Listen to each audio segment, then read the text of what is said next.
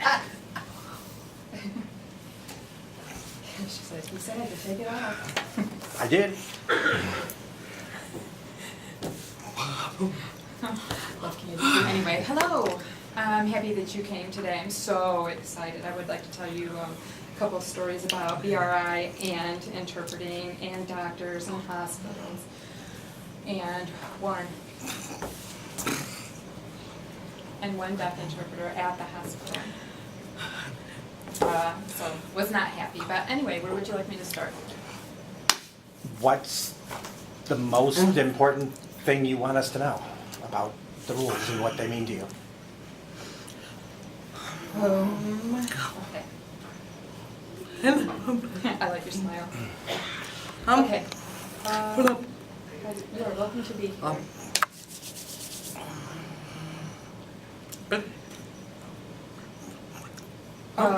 All my life I've always had an interpreter. I've rewired it. My husband, I can't remember what year, a long time ago, but my husband had to go to the doctor to get, hang on a second, I'm trying to spell this. He had surgery on his thyroid. So we made an appointment and made sure there was going to be an interpreter there. And okay, my sister was with us too. She just wanted to make sure that there was an interpreter. I don't want to depend on my family for interpreting, but I don't believe in that. You know, that was my experience growing up. So we went to the hospital. I was with my husband. I didn't want him to be alone. So my sister was also there to keep me company. And then the interpreter was late. She comes running in, but was deaf. The interpreter was deaf. I came up and smacked my husband right in the back. Completely not appropriate and not professional.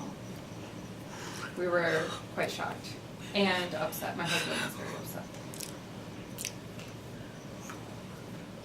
And he said, I thought there was going to be a hearing interpreter here. She said, don't worry, I can read lips. I can.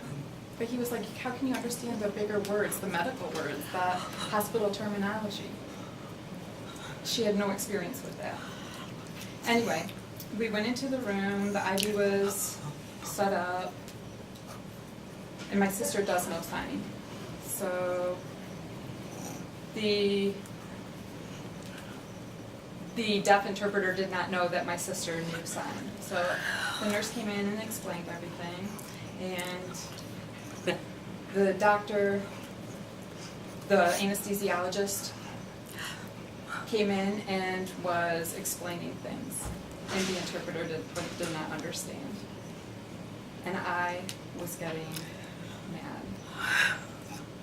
So the time for the surgery was getting near, and they were getting ready to take him back to surgery. And the deaf interpreter kept wanting to chat.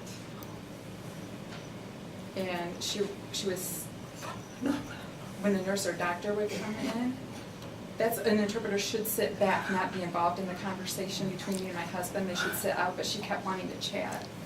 And then, okay, I'm not going to name the interpreter, but anyway, the interpreter sat on my husband's bed and was sitting there chatting. I'm not jealous.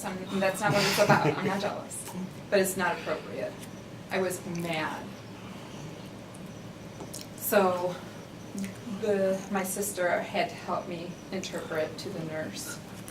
And I said, I do not want that woman in there as the interpreter. The nurse respected what I asked for and tried to send her home. And the deaf interpreter was like, why?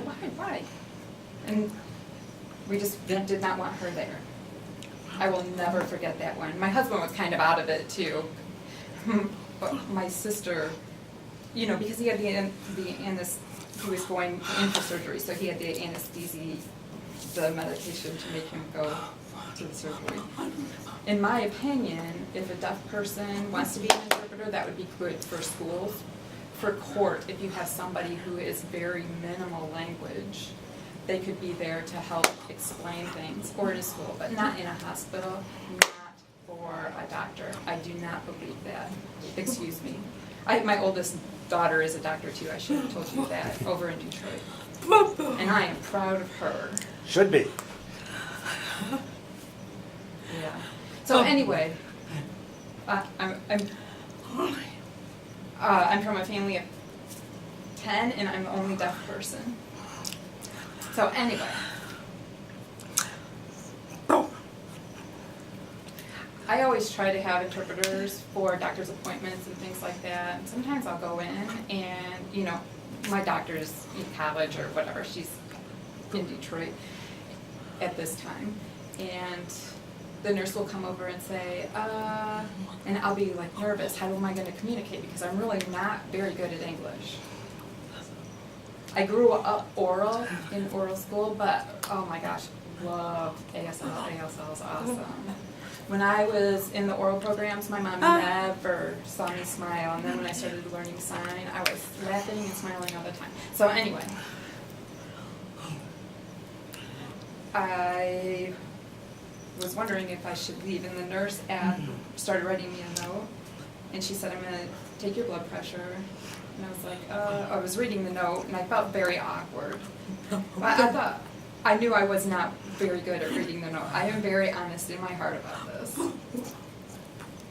But I'm very friendly with hearing people. You know, my family's hearing, everybody's hearing in my life, so, or a lot of people in my life. So anyway, the nurse, or the doctor came in and started writing, and then gave me the note, and we started writing notes back and forth. And I said, and I asked if I could keep the paper.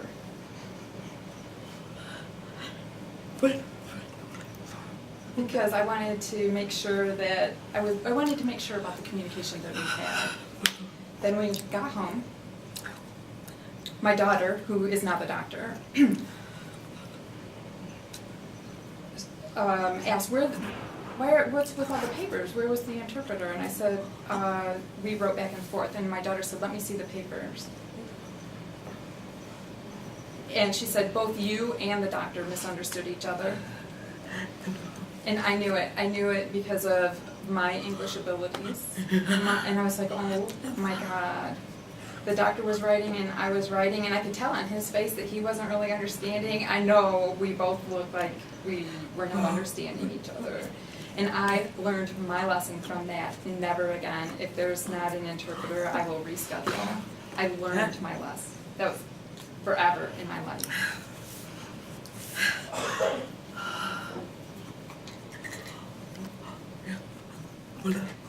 So she said, thanks, Liz, for being here. You're helping me relax. She's a sweetie. Okay, so next story. Okay. I like being around hearing people. And I feel like deaf people and hearing people are very equal. To me, they're very equal. So anyway,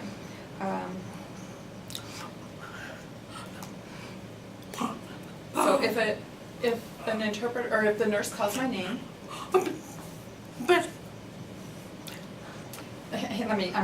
let me explain this. I can't hear if somebody calls my name. You know, like if you go everywhere, people hear. I can't hear. I have 100% hearing deaf. I can't hear. So anyway, so if my name is called, I can't hear. But okay. And you know, when you walk in with the nurse, they're always saying, like, how are you? And they're walking ahead of you, but they're not looking. And I feel like I am not on equal terms with them because I can't understand what that conversation is. I like having an interpreter because I miss none of that conversation. I don't feel like it's unequal. I feel like we're on equal, and I love her. I love her. Okay, so the interpreter interprets everything. And if the interpreter steps out of the room, when the nurse steps out of the room, I can sit there and think about what I need to ask. And then when the nurse comes back in, the interpreter comes back in, and I feel like I'm on equal footing. So if the doctor's explaining things and I have questions, or they have questions of me, I feel very much more comfortable with an interpreter. There's no misunderstandings. And I hate writing notes. I know there's misunderstandings. And it feels like the meetings are shorter, maybe 10 or 15 minutes, and then they're done. And then I can leave. And last year, I went to an appointment that had VRI. Somebody offered the VRI. It was for a pap test.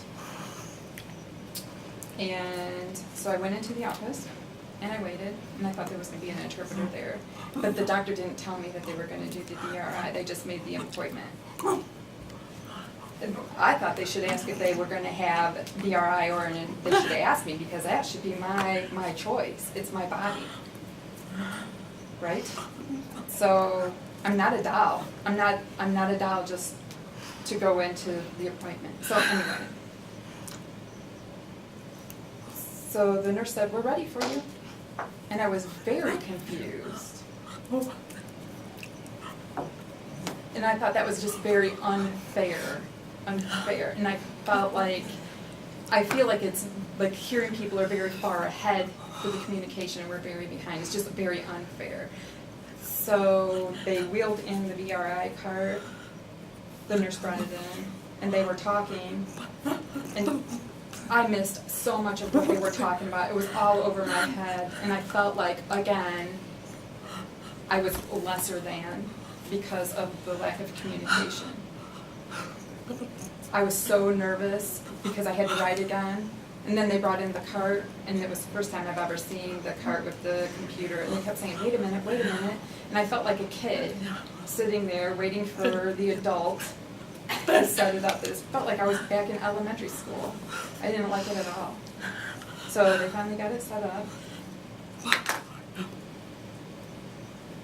So they opened up the computer, you know. Like if you're an old person, you have to be very close to see. Like, I know plenty of hearing people complain about this. You know, if you have an interpreter there, you can see them. It's clear. But on the computer screen, the doctor kept walking around, and I had to stare at the computer screen. I prefer to have an interpreter right there with the doctor. The interpreter stands right next to the doctor and walks around with the doctor, so I can pay attention to both of them. But with this, I had to pay attention to the screen, and the doctor was walking around.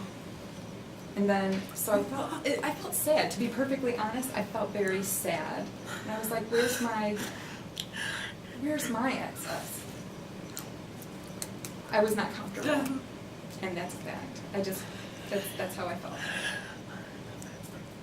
And then I think we had to reschedule in 3 months, and they asked if I wanted VRI, and I was like, they didn't ask before. I want an interpreter. This is my body. They did not even ask me. So in 3 months, so I went back in 3 months. It was for a recheck on something. They wanted to talk about some medication, to up my medication for blood pressure or something. I don't know. It was through VRI. So I'm just kidding. Anyway, we went in, and it was VRI again. And they did not ask if it was okay to use VRI. It was the same thing all over again. And they said, the doctor's going to be in. It's very important to understand the terminology for your medication. And then they left the room. So I was sitting there, and I just felt like the situation was unequal again. So I was like, okay, hang on a second. Then the doctor came, opened up the VRI computer, and started talking. And the connection wasn't even there. And he just kept going, just talking. And the VRI wasn't even hooked up. They lost, the connection was lost. Everything was lost. And he didn't restate what he had said. Just tried to hook up the VRI and then kept on talking again. So I felt like,